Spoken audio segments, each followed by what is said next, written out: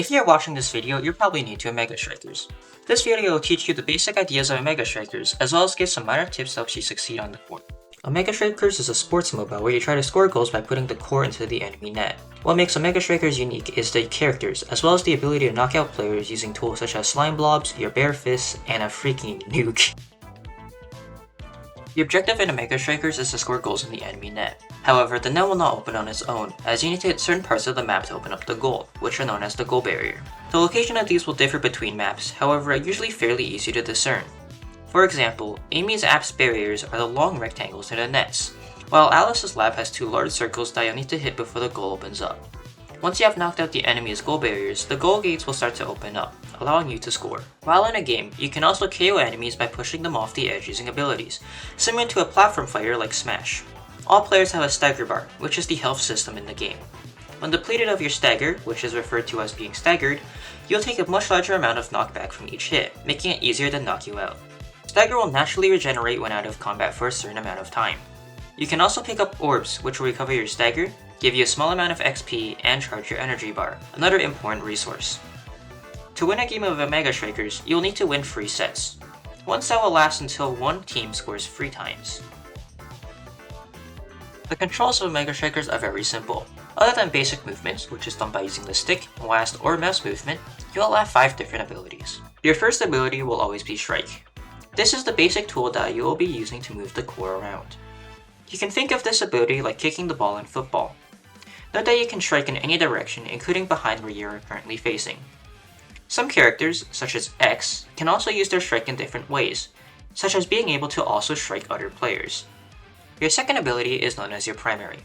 Primaries will change depending on the character, but are usually some sort of way to hit the enemy or the core.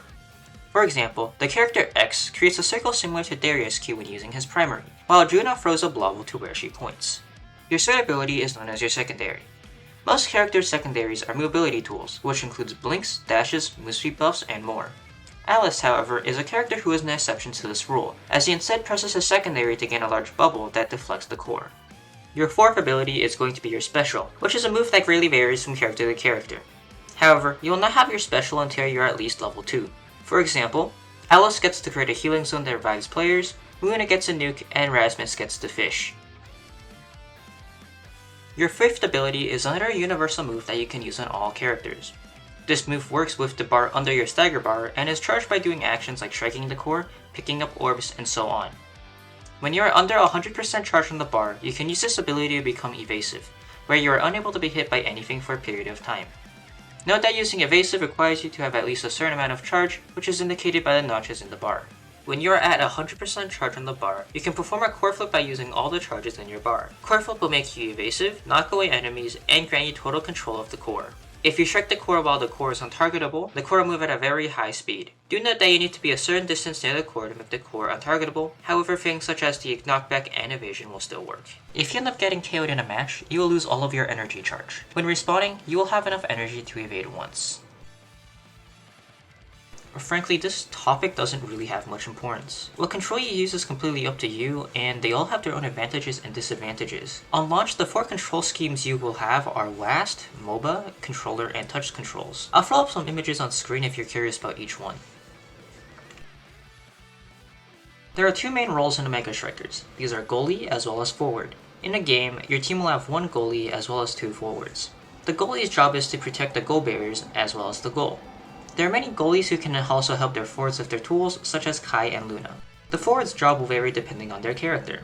Some characters are more focused on trying to KO the enemy by staggering them and then using their tools to push the enemy over the edge, while other characters are much better at controlling the core, destroying the angles of the enemies. Note that you should not only focus on one thing. Just because you're playing a character that's more core control focused doesn't mean that you shouldn't just look for free kills. If you're extremely worried about which role is better for climbing and ranked, both roles are extremely viable. If you keep losing, you might just need to play better and win more.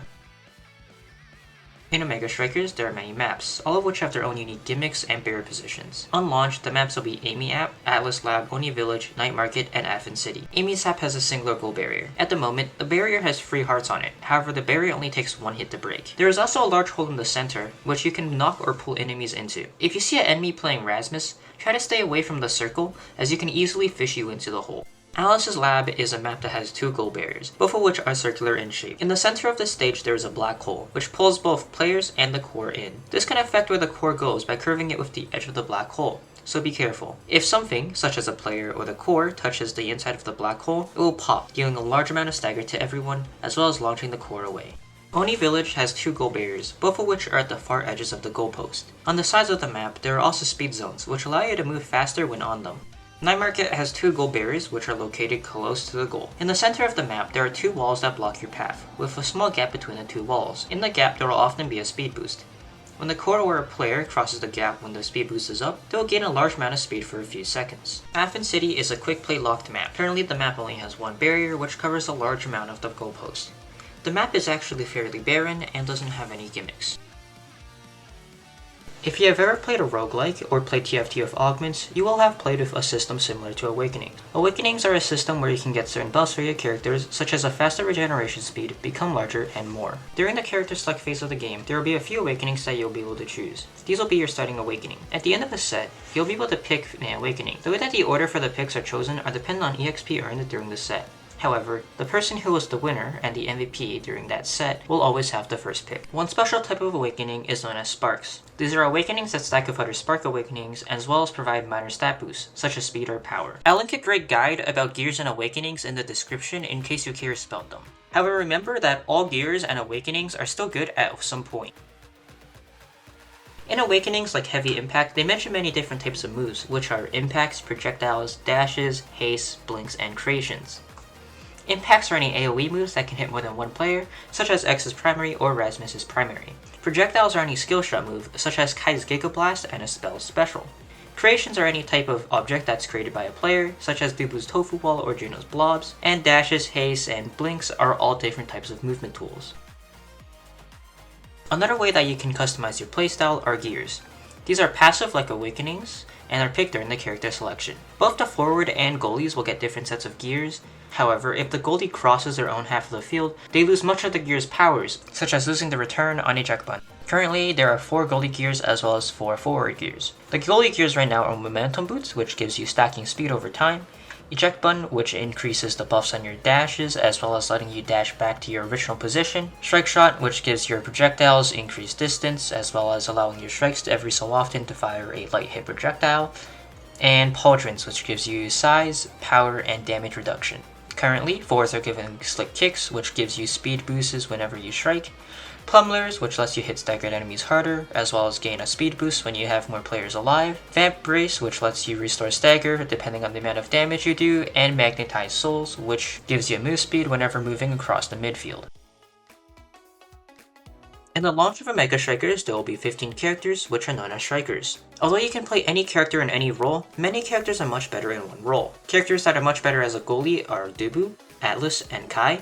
Characters that prefer playing forward are Juliet, Estelle, Juno, X, Era, Amy, Zantara, and Rasmus. And some characters that are good in both roles would be Rune, Drakkar, Asher, and Luna.